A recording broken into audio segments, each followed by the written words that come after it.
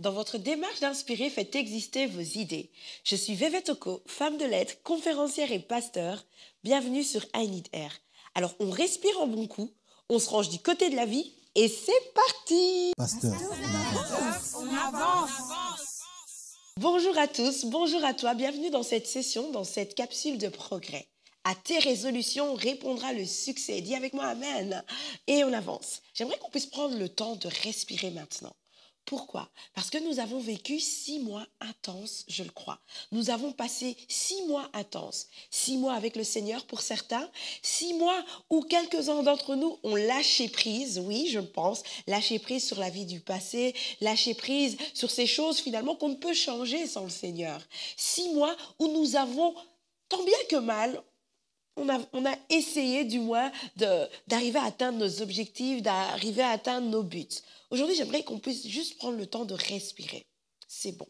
Et j'aimerais vous dire qu'à vos résolutions répond le succès. Le succès n'est pas tant à rechercher comme cela, juste comme cela, sans avoir une résolution qui est une question peut-être, une résolution qui est un besoin. Parce que le succès est une réponse à ce besoin. Le succès est une réponse à cette résolution. Le succès est une réponse à cette décision. Parce qu'effectivement, lorsque je te dis qu'à tes résolutions répondra le succès, je te dis également que tu décideras une chose et elle te réussira. C'est ça en fait. Il est question de réussir et je pense que chacun d'entre nous, nous le voulons. Voilà pourquoi au cours de ces 6 mois, je pense à chaque mois, nous avons eu cette intention de manifester nos résolutions. Certes, ta résolution ne se voit pas à l'œil nu, mais par ta foi, elle se dessine. C'est par la foi que se dessine à l'œil visible toute résolution qui t'appartient. C'est par ta foi que se dessine à l'œil, que tout le monde, que les autres peuvent voir, comprendre, discerner quelles sont tes résolutions, quelles sont ces décisions qui te composent, ces décisions qui t'habitent. Alors aujourd'hui, je ne serai pas longue. Il est inutile pour moi d'être longue aujourd'hui. Pourquoi? Parce que nous allons très bientôt, très prochainement, entrer dans un temps que les hommes appellent vacances. D'accord? Les hommes appellent cela vacances. Et je pense que certains d'entre nous, finalement, au cours de ces 6 mois intenses, on s'est rendu compte qu'on a besoin, finalement, oui, de repos.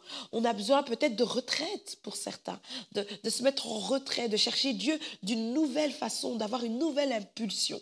Pourquoi? Parce que non pas que nous recherchons le succès, mais nous savons que nos résolutions sont tout simplement liées au succès dès lors, et là j'insiste bien, dès lors que notre foi se prête bien à ce qu'elle voie le jour, à ce qu'elle soit pertinente, à ce qu'elle soit visible, évidente, c'est le mot que je cherchais, à ce qu'elle soit évidente. Vos résolutions doivent être évidentes, vos décisions doivent être évidentes et cela n'est possible que par la foi. Écoutez, vous pouvez être au bon endroit. Moi, je le crois, on peut être au bon endroit, c'est-à-dire le lieu adéquat pour que se manifeste ce que l'on espère. On peut l'être. Mais si le Seigneur n'est pas de notre côté, c'est le malheur qui s'annonce pour nous.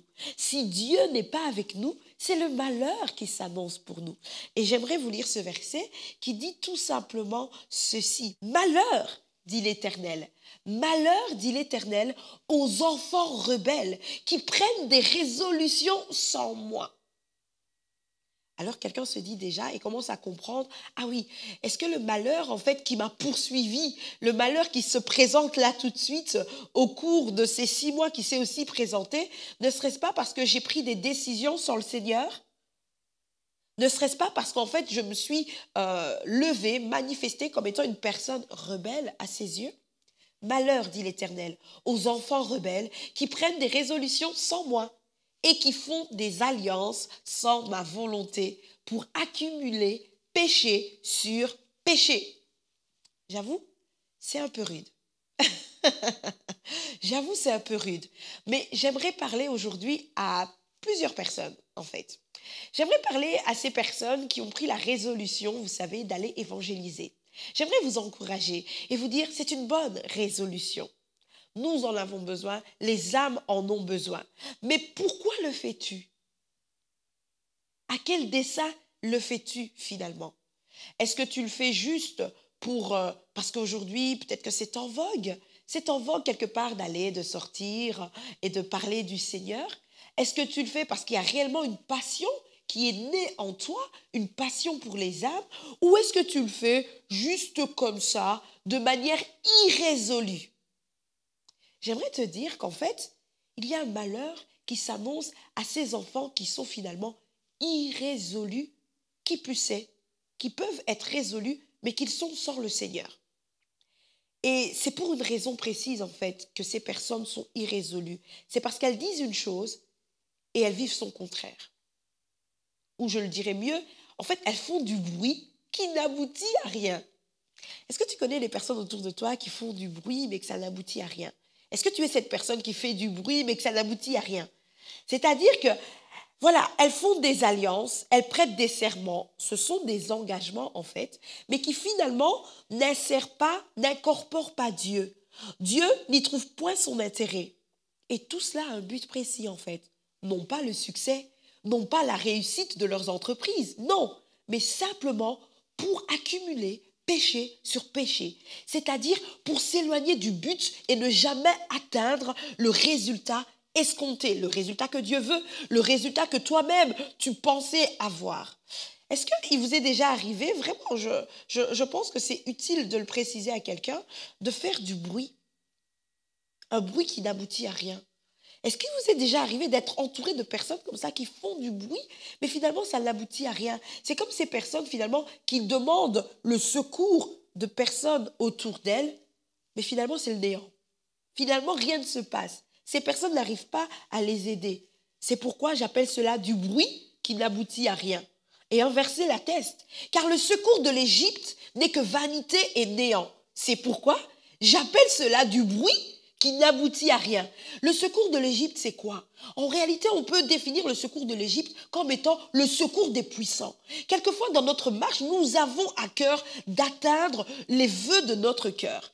Et alors, on commence à marcher, on commence à opérer, on commence à agir et on s'attend à ce que les puissants, les personnes les plus aptes, ah oui, celle-ci parle bien, celle-ci s'exprime bien, je vais demander son aide et alors que j'aurai son aide, j'irai évangéliser. Et finalement, cette personne vient, elle t'aide, mais elle ne vient pas pour les bonnes raisons avec toi. Elle ne vient pas évangéliser avec les bonnes motivations. C'est là que tu ne te rends pas compte, mais c'est un bruit autour de toi qui n'aboutit à rien. C'est là que tu ne te rends pas compte, mais finalement, tu n'arrives pas à atteindre le succès qui est la réponse à ta résolution. Comment ça se fait qu'il y a une incompatibilité et que tu n'arrives pas à l'atteindre? C'est tout simplement parce que les personnes autour de toi, la personne que tu as sollicitée est peut-être une personne à tes yeux, aux yeux des hommes, qui a toutes les compétences qu'il faut, qui a l'apparence qui peut plaire aux hommes. Mais cette personne est considérée aux yeux de Dieu comme étant l'Égypte, comme étant puissante, mais comme étant une personne qui, lorsqu'elle mène une tâche, n'aboutit à rien. C'est vanité et c'est néant. En gros, ça te fait perdre du temps. Et tu te rendras compte à ce moment-là que, waouh, je mène toutes ces actions. J'ai même l'impression que je me fatigue. Et finalement, ça n'aboutit pas à grand-chose. Quel a été le problème? Le problème, c'est qu'un malheur s'est installé parce qu'il y a eu une résolution sans l'Éternel. Il y a eu une résolution sans le Dieu qui en nous produit le vouloir et le faire. Alors tous seront confus. Tous seront confus autour d'un peuple, autour d'une personne qui ne leur est point utile en fait.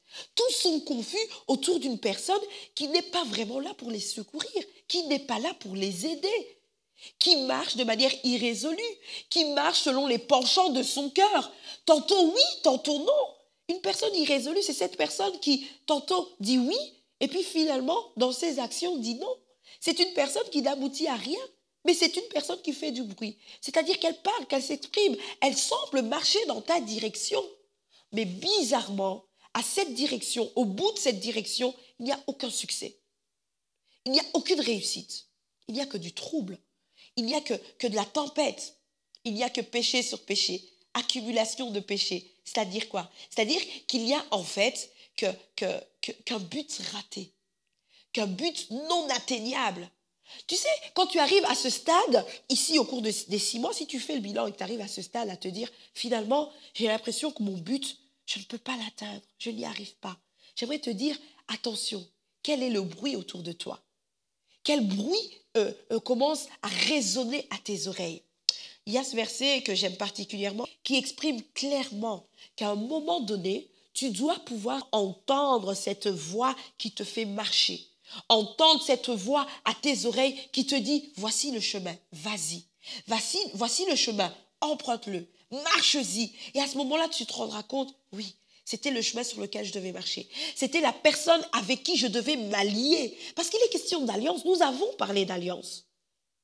Est-ce une alliance avec la volonté de Dieu dans laquelle tu t'es mise? Quelle est cette alliance que tu as contractée? Est-ce une alliance dans la volonté du Seigneur? Et alors, si vous me permettez, encore une fois, je vais lire ce récit et aboutir. Comme Jésus se trouvait auprès du lac de Génézareth et que la foule se pressait autour de lui pour entendre la parole de Dieu, il vit au bord du lac 2 barques, d'où les pêcheurs étaient descendus pour laver leurs filets. Il monta dans l'une de ces barques qui était à Simon et il le pria de s'éloigner un peu de terre. Puis il s'assit et de la barque, il enseignait la foule. Lorsqu'il eut cessé de parler, il dit à Simon, « Avance en pleine eau et jetez vos filets pour pêcher. » Simon lui répondit, « Maître, nous avons travaillé toute la nuit sans rien prendre. Mais sur ta parole, je jetterai le filet. » L'ayant jeté, ils prirent une grande quantité de poissons et leurs filets se rompaient, n'est-ce pas merveilleux? Ils firent signe à leurs compagnons qui étaient dans l'autre barque de venir les aider. Ils vinrent et ils remplirent les 2 barques au point qu'elles enfonçaient. Alléluia. N'est-ce pas merveilleux? Est-ce que vous avez compris ce récit? Et est-ce qu'au travers de ce récit, vous avez compris les différents points que j'ai pu aborder? Jésus se trouvait auprès du lac et il y avait une foule qui se pressait autour de lui. Cette foule se pressait autour de lui pour entendre la parole de Dieu. La foule avait un but. Mais écoutez, Jésus aussi avait un but. Je ne sais pas la foule qui t'entoure, quel bruit elle fait autour de toi. Jésus avait un but. Et moi, je crois que cette foule qu'il pressait comme ça faisait beaucoup de bruit. Il faisait beaucoup de bruit sous prétexte qu'il voulait entendre la parole de Dieu. Et ce qui est merveilleux, c'est qu'on voit que, alors que cette foule est là, se pressant autour de lui, de Jésus, ben lui, ce qu'il fait, c'est qu'il monte dans l'une des barques qu'il avait aperçues au loin. Il avait aperçu au loin qu'il y avait 2 barques. Et c'est là qu'il monte sur cette barque. Est-ce qu'il monte pour s'éloigner de la foule? Non, parce qu'il veut que son message puisse atteindre la foule. Mais il est un petit peu en retrait, un petit peu à l'écart, parce que s'il se concentre sur le bruit que fait la foule, et si à ce moment-là, il ne fait que nourrir la foule, il se peut qu'il rate son propre but. Parce que vous savez, dans ce récit, en fait, par la suite, il fait des pêcheurs de poissons, il en fait des pêcheurs d'hommes, des pêcheurs d'âmes.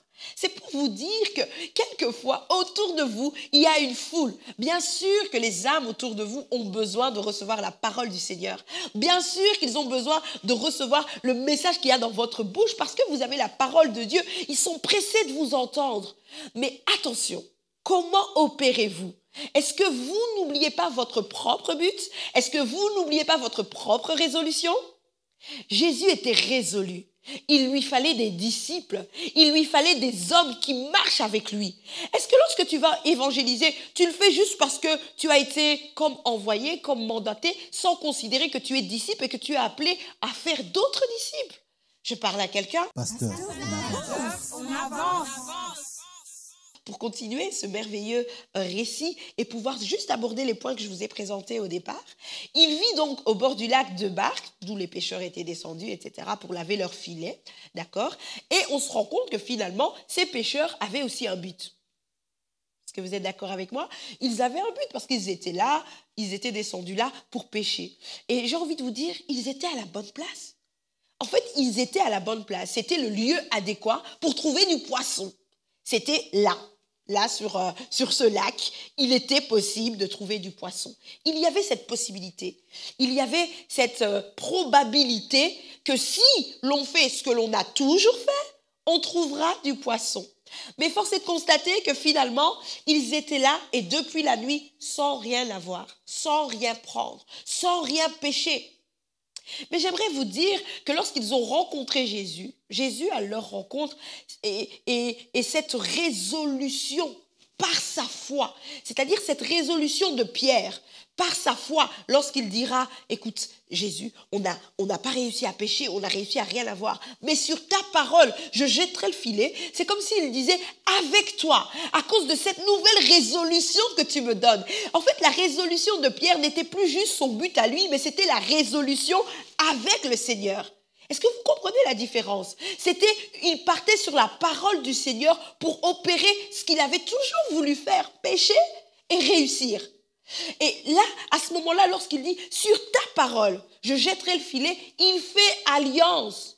Quand il dit « sur ta parole, je jetterai le filet », c'est la volonté même du Seigneur qu'il jette le filet et qu'il puisse avoir du poisson. Que ce ne soit plus juste une probabilité, que ce ne soit plus juste une possibilité, mais que ce soit attesté, que ce soit évident aux yeux de tous que réellement là, lorsque je marche sur base de la parole du Seigneur, en réalité, lorsque mes résolutions à l'œil des hommes ne se voient pas, mais lorsque mes résolutions sont opérées, sont manifestées par ma foi, alors elles se dessinent, comme je le disais, au départ, et elle se dessine aux yeux de tous. Bon, je suis partie un peu loin. Mais en gros, Jésus monta dans l'une de ses barques qui était à Simon, et il le pria de s'éloigner un peu de terre. Il le pria de s'éloigner un peu de terre. Et je pense vraiment, comme je vous le disais, que lorsqu'il s'éloigne ainsi, il ne s'éloigne pas tant de la foule, parce qu'il veut répondre à la soif de la foule, mais il s'éloigne du bruit que fait la foule. Qui vous entoure a peut-être soif, mais qui vous entoure peut vous distraire. Ne l'oubliez pas. Et alors, donc il le pria de s'éloigner un peu de terre, il s'assit lui-même, donc il prend son temps. Et je pense que nous sommes arrivés au cours des 6 prochains mois, il est temps que nous puissions réellement prendre notre temps, nous asseoir en fait. Et de la barque, il enseignait la foule. Il faut que tu puisses t'asseoir. Prends ton temps. Bon, ici, j'ai parlé, je vous ai dit que je vais parler à plusieurs catégories de personnes. Ici, j'ai parlé aux personnes qui évangélisaient. Est-ce que si tu peux juste t'asseoir et prendre ton temps, bien que tu aies opéré au cours de ces 6 mois de la manière la plus adéquate possible, tu étais dans le bon lieu pour pêcher le poisson, d'accord? Pour pêcher les âmes, on va le dire ainsi, c'est peut-être mieux. Tu étais dans le bon lieu pour pêcher les âmes. Toi, peut-être que tu t'es dit, moi, je vais aller dans la rue et c'est dans la rue que je vais m'adresser aux uns et aux autres. Si tu prends au cours de ce mois le temps de t'asseoir, dans cette période qu'on appelle vacances, si tu prends le temps de t'asseoir comme c'est assis Jésus, peut-être que tu constateras qu'autour de toi, il n'y a pas simplement que le terrain rue qui existe. Il y a peut-être ta propre maison où il y a déjà des âmes dans ta propre maison. Je parle du lieu où tu vis. Et les personnes qui t'y entourent, ce sont des âmes. Allô? Est-ce que tu les aurais oubliées? Les personnes qui t'entourent dans ta maison, ce sont des âmes. Alors toi, je suis bénie parce que tu sors avec ce zèle, etc. Et tu trouves des personnes autour de toi, dans la rue, lorsque tu marches. Mais aurais-tu oublié les personnes qui sont avec toi dans ta maison? Ce sont des âmes. Autre chose, si tu prends le temps de t'asseoir, tu verras que dans ton quotidien, au cours de tes journées, c'est très séquencé, très segmenté. Il y a toujours, approximativement, en moyenne, je dirais peut-être, si tu en abuses, je dirais peut-être que tu passes, peut-être 2 heures à 3 heures à scroller sur les réseaux sociaux. Aurais-tu oublié qu'à l'heure d'aujourd'hui, les réseaux sociaux sont un lieu adéquat pour pêcher des âmes? Aurais-tu manqué cette information? Écoute, ce n'est pas trop tard. C'est le temps de s'asseoir, c'est le temps de faire un bilan, c'est le temps de trouver une stratégie qui va répondre aux besoins de Dieu, aux besoins qu'il t'a inspirés. C'est le temps de trouver une stratégie à laquelle la réponse sera le succès. Pourquoi? Parce que tu seras résolu, non pas seul, mais avec le Seigneur, et tu auras pris le temps d'analyser que ta présence ne se limite pas à la rue, ta présence ne se limite pas à ta maison, ta présence est partout où tu es, en fait, sur les réseaux sociaux, si on t'y trouve. Aurais-tu oublié que cette passion pour les âmes qui s'exprime ne s'exprime pas que lorsque tu es là physiquement? Si tu y es de manière virtuelle, aussi dans le virtuel, tu peux gagner des âmes. Alors que je suis en train de parler, je suis en train de parler à une âme. Cette âme peut être gagnée, cette âme peut être sauvée, elle peut être restaurée, elle peut changer carrément le cours de sa vie, le cours des 6 prochains mois si elle le désire. Pourquoi? Parce que je prends le temps de me dire, ok, Pasteur Vévette, on avance et on aime avancer. Mais dans l'avancée, il faut prendre le temps aussi de s'asseoir. De s'asseoir, non pas pour s'arrêter, mais de s'asseoir pour faire un bilan qui nous permet de faire rebond, tout simplement. Et alors, lorsqu'il eut cessé de parler, donc il était là pour enseigner la foule, hein, Jésus. Il était là pour enseigner la foule, on est d'accord. Il rencontre des hommes qui ont d'autres buts, d'accord? Et alors, lorsqu'il eut cessé de parler, un moment à la foule, ben écoutez, il commence à répondre le succès, on va dire, le succès commence déjà à parler. C'est le succès qui commence à parler à ce moment-là. Ouais. C'est le succès qui commence à répondre à Simon. C'est le succès qui commence à s'adresser à Simon. Et le succès dit à Simon, avance en pleine eau et jetez vos filets pour pêcher. Parce que le succès, c'est où est sa place. C'est toi qui ne le sais pas. C'est toi qui marches avec une résolution pour rencontrer le succès. Pour que le succès vienne et te réponde. Eh oh, je suis là. Mais là, le succès commence à parler à Pierre et lui dit, Simon Pierre, avance en pleine eau et jetez vos filets pour pêcher. À Simon de répondre, Maître, nous avons travaillé toute la nuit sans rien prendre. En fait, travailler la nuit, c'était une possibilité pour eux de pouvoir rencontrer le succès. Travailler la nuit, il était probable qu'ils y parviennent. Ce n'était qu'une probabilité. Mais force est de constater, le lendemain matin, qu'ils l'ont fait sans rien prendre. Ils l'ont fait sans aboutir. Ils ont fait beaucoup du bruit durant la nuit. Parler de bruit, c'est aussi parler d'actions, finalement, qui se sont révélées inutiles. Quand tu t'assieds, au cours de ce mois, au cours de tes vacances, prends le temps de repérer ces actions qui ont été inutiles. Tout ce qui t'a fait perdre du temps, tout ce qui t'a fait dévier de ta résolution initiale, tout ce qui t'a fait douter, tout ce qui t'a fait perdre du sens, de la pertinence. Prends le temps d'analyser ces choses. Maître, nous avons travaillé toute la nuit sans rien prendre. C'est un constat. C'est un constat. Il est en train, là, de constater que depuis la nuit où nous étions là, jusqu'à ce que je te rencontre toi maintenant, Jésus, écoute, en fait, nous avons travaillé sans rien prendre. Je ne sais pas si tu comprends ce que je suis en train de dire. Je ne dis pas qu'au cours de ces 6 mois, tu n'as rien fait. Je ne dis pas qu'au cours de ces 6 mois, tu n'as pas travaillé. Je n'ai pas dit ça. Tu travailles. Même jusque-là, alors que tu m'écoutes, tu es en plein travail. Mais est-ce que le succès répond à ton travail? Est-ce que le succès répond à ta résolution? Est-ce que le succès répond aux solutions que tu portes? C'est ça en fait. Tu portes des solutions, mais est-ce que le succès y répond? Est-ce qu'il y a un résultat? Pierre, à lui de constater, Simon à ce moment-là, un peu inconsistant, vous voyez, à lui de remarquer et de faire remarquer au Seigneur que c'était sans rien prendre. J'ai travaillé. Seigneur, je suis affairé. Seigneur, je suis dans ton champ. Seigneur, je suis résolu. Je veux y parvenir, Seigneur. Mais force est de constater que je le fais sans rien prendre. Qu'est-ce qui me manque? Qu'est-ce qui me manque? Et maintenant, je veux m'adresser à cette autre catégorie de personnes que je vise aujourd'hui. Ces personnes qui, comment je vais l'exprimer? Toi, femme, qui as soif du mariage. Toi, femme, qui cherche à te marier, à devenir une heureuse épouse. Oui, j'aimerais te parler aujourd'hui. J'aimerais te dire, waouh, à tes résolutions répondra le succès. Mais malheur à qui prend des résolutions sans moi l'Éternel? Malheur à qui fait des alliances sans ma volonté pour accumuler péché sur péché.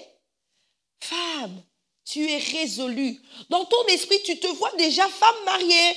Tu as cette image de toi en robe de mariée, tu as cette image de toi dans ta demeure, dans ta maison, t'occupant de ces personnes que Dieu t'aura données. Tu as cette image et c'est pas un péché. Rien de mal jusque-là. Seulement, à tes résolutions répondra le succès.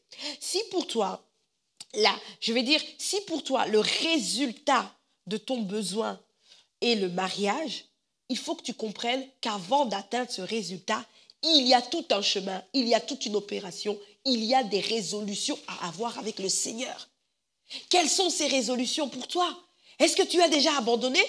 Quand on parle de faire alliance en la volonté du Seigneur, il nous arrive, j'aimerais dire la vérité.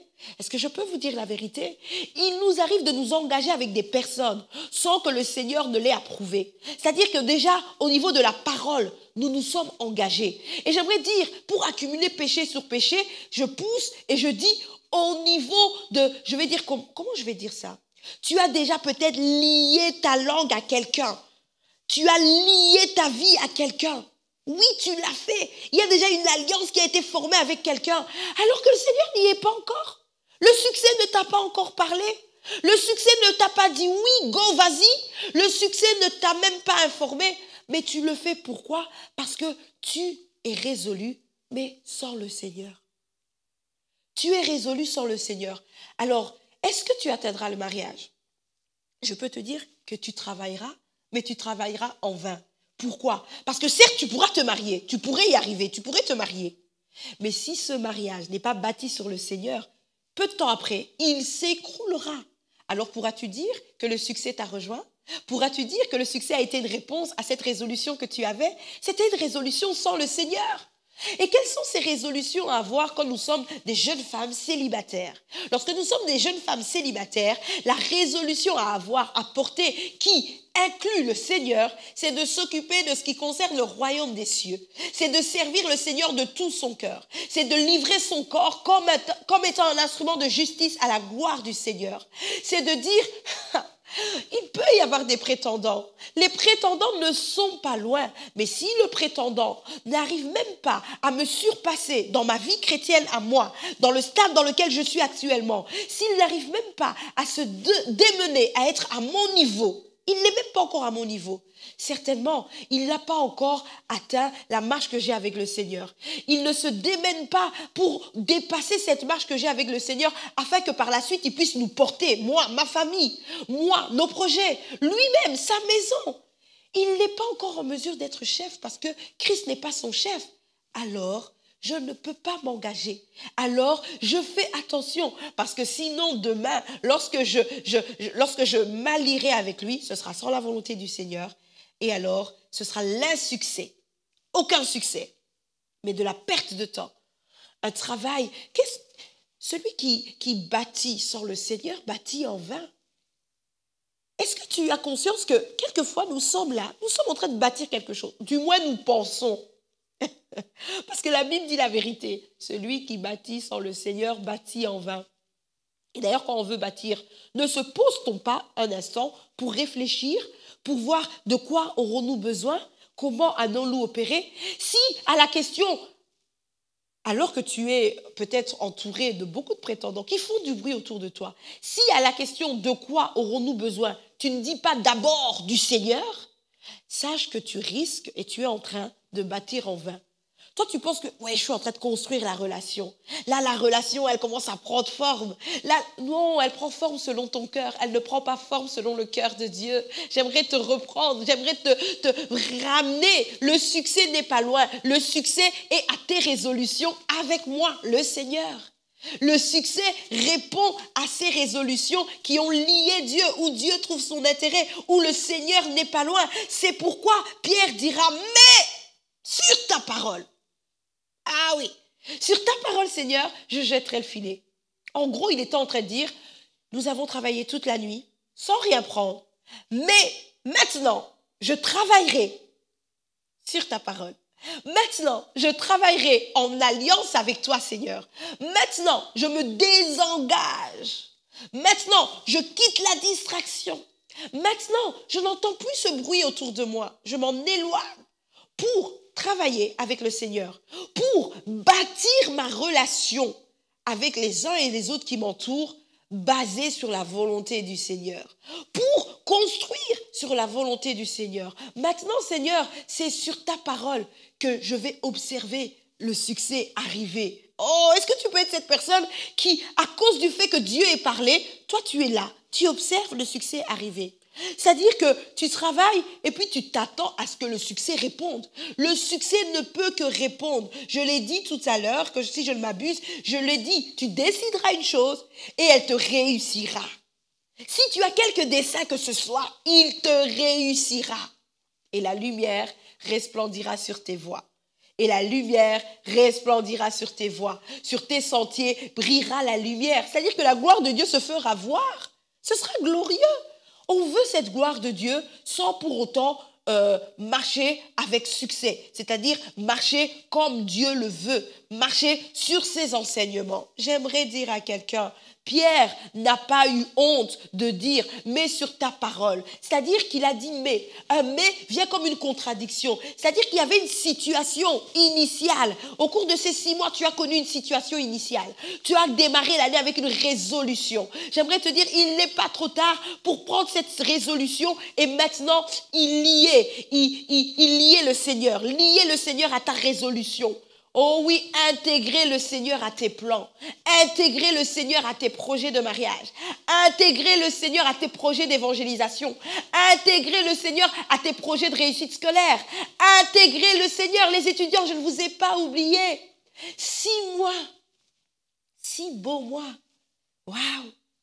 Maintenant, quel est le constat? Quel est le bilan? Est-ce que tu peux dire que le Seigneur y est aussi? Est-ce que tu peux dire, ce n'est pas grâce à moi, mais c'est grâce au Seigneur? Il est question de ça, en fait. De dire, finalement, ce n'est pas grâce à moi, ce n'est pas grâce à ma beauté, ce n'est pas grâce à mon bagou, à mon verbe, ce n'est pas grâce à cela, mais c'est grâce au Seigneur. C'est grâce au Seigneur que j'y suis parvenue. C'est grâce au Seigneur que le succès, je l'ai attiré. C'est grâce au Seigneur que j'ai eu la faveur des hommes. C'est grâce au Seigneur que le bruit autour de moi s'est arrêté. Vous voulez que je vous dise une chose très importante? On va continuer et je vous dis cette chose. Simon lui répondit donc, « Maître, nous avons travaillé toute la nuit sans rien prendre, mais sur ta parole, je jetterai le filet. » L'ayant jeté, ils prirent une grande quantité de poissons et leur filet se rompait. Tu peux te marier, mais te marier dans le Seigneur, c'est une grande quantité de grâce. C'est une grande quantité de bénédiction. C'est une grande quantité, c'est l'abondance en fait. Tu peux réussir et te dire, je vais réussir selon mes moyens, je vais faire tous les efforts, je vais les mettre en place. Oui, tu peux. Mais avec le Seigneur, c'est une autre dimension de faveur qui vient sur toi. Tu peux évangéliser et te dire, je vais le faire par mes propres efforts. Tu vas attirer les hommes certainement parce qu'ils vont se dire, oh, elle parle bien, elle marche bien. Oh, ce jeune homme, je trouve qu'il est sociable, j'ai envie d'être comme lui en fait. Waouh, j'aime bien, il m'attire vite fait comme ça, sa manière de parler, je vais aller pour voir ce qu'il me présente. Tu peux, mais avec le Seigneur, tu feras de cette personne une personne dite disciple de Christ. Et c'est là qu'est toute la différence. Et c'est là qu'est le besoin du Seigneur. Et je continue. Lorsque je veux vous parler de grandes quantités, de grandes choses, de grandes bénédictions, de grands succès, lorsque je parle de tout ça, j'aimerais vous amener à un point important. L'ayant jeté, ils prirent donc une grande quantité de poissons et leur filet se rompait. Regardez ceci, et ça c'est merveilleux, j'aime la parole de Dieu, parce que la parole de Dieu ne nous laisse pas en reste. Chacun des personnages qu'on a cités dans ce récit avait des besoins particuliers. Ils firent signe à leurs compagnons qui étaient dans l'autre barque de venir les aider. Oh, je le disais tout à l'heure, c'est tellement... Les gens sont dans la confusion lorsqu'ils sont entourés de personnes qui ne leur sont point utiles. On devient confus en fait, on devient distrait avec des personnes qui ne sont pas là pour nous secourir. Tu sais, ces personnes autour de toi qui ne sont pas là pour s'engager avec toi. Ces personnes-là qui ne sont pas là pour t'aider. Ces personnes-là qui ne font rien mais qui amènent juste la honte, le néant, la vanité. Qui font du bruit qui n'aboutit à rien. Ils nous mettent dans la confusion. En réalité, la barque de Simon-Pierre n'était pas la seule. Il avait des compagnons de route. Il avait des compagnons de destinée, des compagnons d'œuvre. Est-ce que je peux dire ça? Ils étaient là dans l'insuccès. C'est-à-dire qu'ils étaient demeurés silencieux, taciturnes face à cet échec de nouveau, de plus. Mais Que fait le succès? Le succès qui a parlé, oh là là, j'aime trop la parole du Seigneur. Le succès qui a parlé à Simon-Pierre, ce succès les a atteints. Ah non, est-ce que tu me comprends? Je disais, le succès qui a parlé à Simon-Pierre, ce succès les a atteints. En fait, je suis en train de te dire, et c'est mon point vraiment, avec le Seigneur, oui, avec le Seigneur, il y a une démultiplication. Il y a, tes forces sont démultipliées.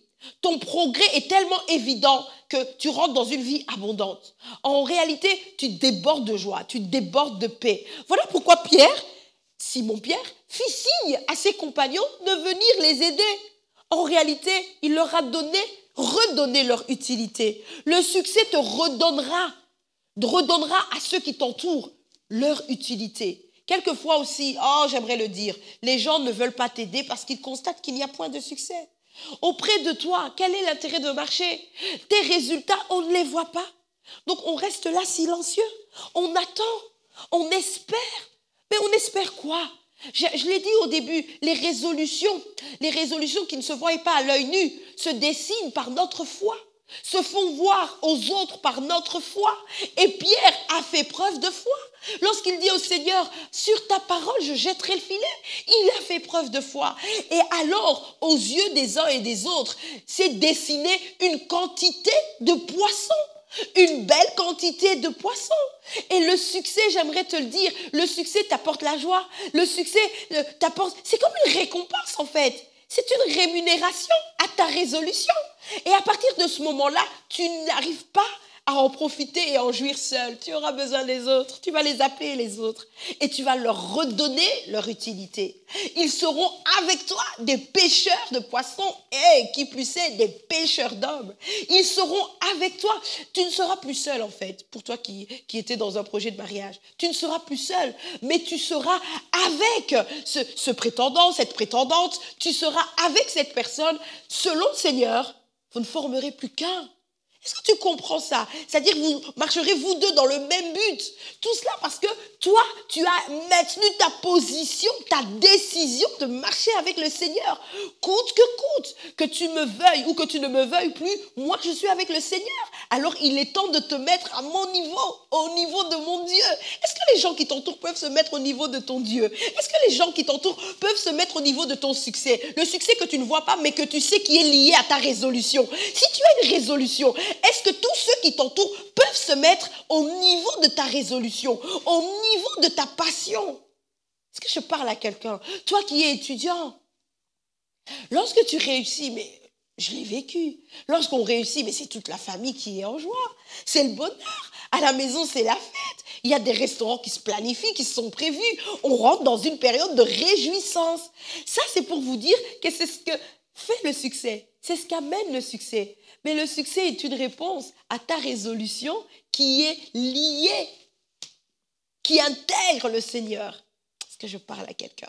Alors oui, certes, nous avons passé 6 beaux mois. Je le crois, vraiment, je le dis. Nous avons passé 6 beaux mois ensemble. Voilà la période de vacances qui arrive. Ça va nous faire beaucoup de bien. On aura le temps de s'asseoir, de se reposer, de constater. Comme l'a fait Pierre. Pierre a constaté. Quelquefois, il faut juste constater. Ne sois pas aigri, ne sois pas imbue de ta personne, ne sois pas orgueilleuse, non. Sois humble. Dans l'humilité, constate. Dans l'humilité, remarque. Et pose-toi la question, de quoi ai-je besoin? Et si la réponse n'est pas le Seigneur d'abord, j'aimerais te dire que tu es prête à échouer. Tu es prête à ne pas rencontrer le succès. Tu es prête là à accumuler péché sur péché. C'est-à-dire, tu tentes quelque chose, tu rates. Tu tentes quelque chose, tu rates. Et tu rates le but et tu t'éloignes de la volonté de Dieu pour toi. Alors tu commences à faire des alliances avec des étrangers à la personne du Seigneur. Ce n'est pas ce que je souhaite pour toi. Je veux que tu avances. Mon but est que tu avances. Et si avancer nécessite de t'asseoir pour observer, pour regarder, si avancer nécessite que tu donnes une réponse au Seigneur, lui disant, Seigneur, j'ai agi comme cela, j'ai opéré comme cela, mais sur ta parole, je jetterai le filet. Sur ta parole, maintenant j'avancerai. Sur ta parole, maintenant j'opérerai. Sur ta parole, maintenant je rencontre mon succès. Si tu y parviens, oh, je suis convaincue que ta joie sera une joie sans limite, que ton bonheur sera un bonheur sans fin. Je suis convaincue que ta bénédiction sera une bénédiction de laquelle ne s'ensuit aucun chagrin. C'est ce que je te souhaite. Alors maintenant, on avance. Nous rentrons en période de vacances. Mais n'oublie surtout pas qu'à tes résolutions, avec le Seigneur qui y est inclus, répondra le succès. Je vous dis à très bientôt. On se retrouve à la rentrée. Que Dieu vous bénisse. Pasteur, On avance.